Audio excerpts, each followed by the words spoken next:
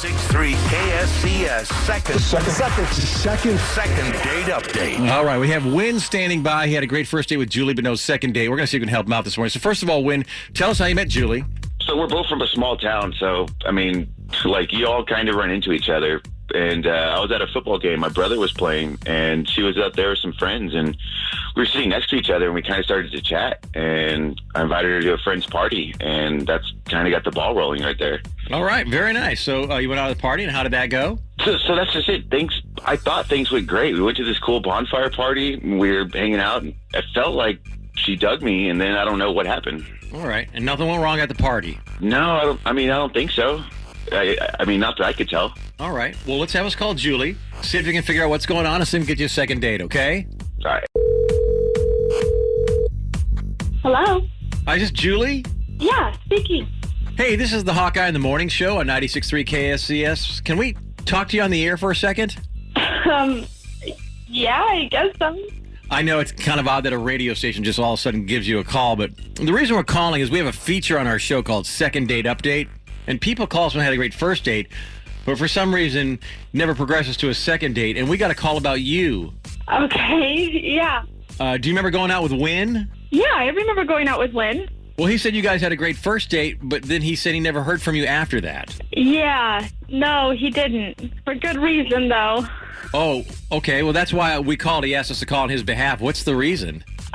He picked me up in a stolen car for our date. What? How do you even know it was stolen?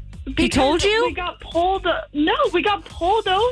He got busted, and then the deputy had to give me a ride home. I had no idea what was going on. Oh, my gosh. Once again, this is another case where we were not told all the details. Okay, he just said you guys met at a football game, and then you went to like a party, like a bonfire party. That's all he told us. Did this happen like at the end of the date? No, we totally did that. We went to this bonfire, and on our way back home, I don't know. It just was crazy. Like, it was such a whirlwind, like, to get pulled over and then end up in a cop car at the end of the night. It was just like, what is happening? We have him on the other line. Wynn's on the other line here. Would it be okay if we brought him in on this conversation? Because I kind of want to know, first of all, he didn't tell us anything about this stolen car thing, and I kind of want to get his side of the story. He left that totally out. Would that be okay if we brought him up?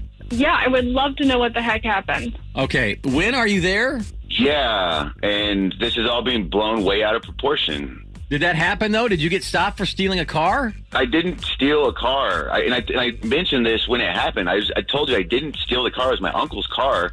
The cop just didn't know that. I borrowed his Camaro because it's, I wanted to make a good first impression, but he forgot that I borrowed the car, and he ended up calling the sheriff.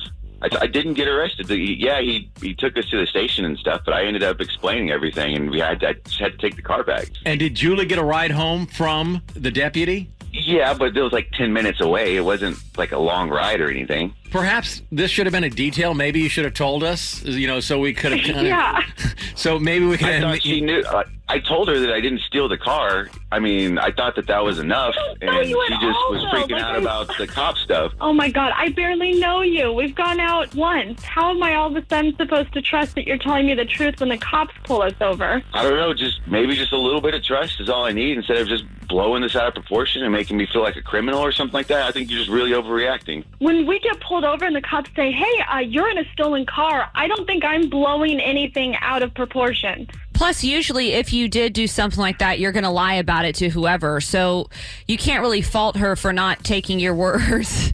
Yeah, look, the cops let me drive my car back to my uncle's house. I mean, that right there just proves that I didn't steal it. They're not going to let the dude who stole the car drive it back. Sure. I mean, I guess so, but it just is, you can understand from my point of view that getting pulled over, being told a car is stolen, and having to deal with the cops is not exactly a good first impression. Wynn, can I ask you a question?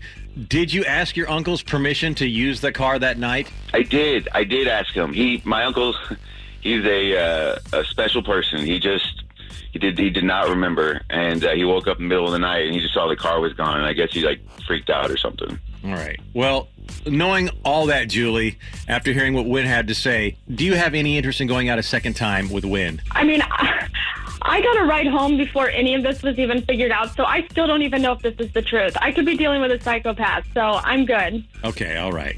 Julie, really appreciate you coming on the air. Really appreciate your time this morning. Of course. Thank you. Wynn, I think you can understand Julie's reluctance. I mean, she doesn't know the whole situation.